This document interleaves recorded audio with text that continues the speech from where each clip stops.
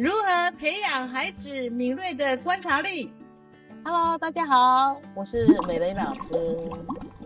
当孩子画画时他无法画出生动有感情的画面时，其实最大的原因就出在孩子的观察力不够敏锐。那因为观察力不够敏锐所以呢，就造成他的画面呢，影响到他的思考力不够深，也不够宽，所以孩子的画面就会慢慢趋向于概念性或是模仿性。这个时候，爸爸妈妈就了解为什么观察力对孩子是一个非常重要的。养成敏锐的观察力，是可以造就很伟大的事迹。我们举个例子，英国的动物行为学家珍古德，他一生致力于黑猩猩的野外行为研究，也因为他的细致的观察的敏锐，所以发现了黑猩猩有很多鲜为人知的秘密。我们人类绝对不是唯一会视作工具的动物。他发现黑猩猩呢，它会挑选小树枝，剥开的它的叶子，把这个小树枝深入在这个白蚁洞穴里面。这时白蚁呢就沿着这个小树枝呢，爬上来了，就会变成了黑猩猩美味可口的餐点。珍古德他一生呢都为了保育的工作在努力，也因为他的用心，所以呢影响了很多年轻人对这个地球环境呢有永续发展的这个念头，这是一个很好的例子。我们再来举第二个例子，再来我们介绍明朝的医学家李时珍，他将一辈子的经历著作了一本《本草纲目》，收集了1892种药物里面包括的植物矿物还有动物等等，这些东西都是要经过他细致的观察、敏锐的观察，最后试验，再亲自采集，读了万卷书，又行了万里路，最后完整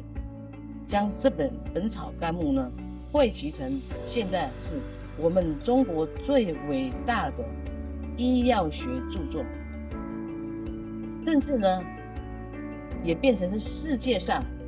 最宝贵的遗产。那敏锐的思考力到底要怎么训练呢？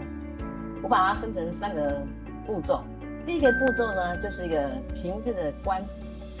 第二个步骤呢，就是一个细致的推敲；第3个呢，就是敏锐的思考。那我们用这个丝瓜来一个比喻吧第一个步骤呢，我们就是平静的观察，这个丝瓜是一个椭圆形的造型，有点细长。第二个步骤呢，叫细心推敲。你看这个丝瓜，我就推敲一下它呢表面上呢也是有点粗糙上面呢长长的，下面呢有一朵花耶，然后呢身上呢有纹路，这就是这个细致的推敲。再来呢是敏锐的思考，那表示他在观察力中呢带了一些思考性，思考性里面呢带了一些他个人观看的一些感受，还有感情的投入。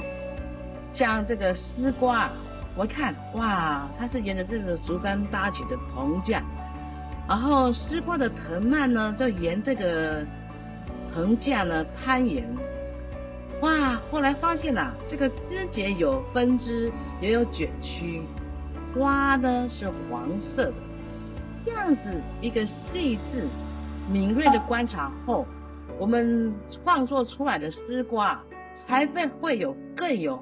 感情的投入。再来我们谈第二个例子让大家更明白这个敏锐的观察力到底要怎么做。我们进去这个庙宇的时候就会看到有一对呢狮子，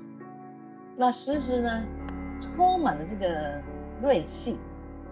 那可以避凶纳吉。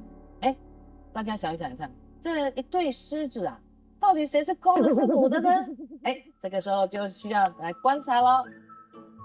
那这对石狮子到底如何分出公跟母呢？我就先进入第一个步骤，我平时的观察，这对石狮子给我的感觉呢，就是非常的雄壮威武。好，第二个步骤呢，我要进入细致的推敲。我仔细一看，这个雄狮子呢，腿下有个绣球，母狮子呢，它脚下有只小狮子在玩耍呀。哎呀，原来公狮跟母狮就是这样差别。再来呢，我要进入第三个步骤，要敏锐的思考，观察都要带思考啊。这石狮子不管是公狮或是母狮，它们的眼睛都炯炯有神，再来鼻子超级大，再来嘴巴的裂得开开的，这样一个细致的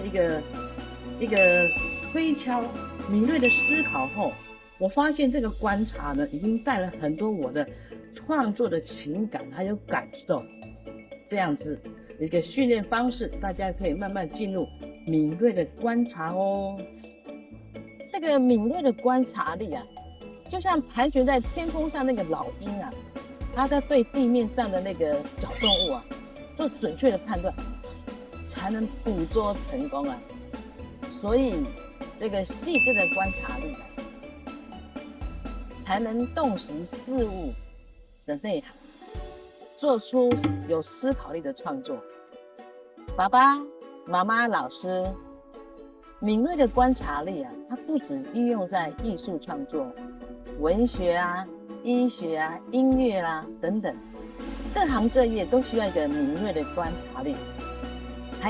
我们一起努力，让孩子的观察力越来越敏锐哦。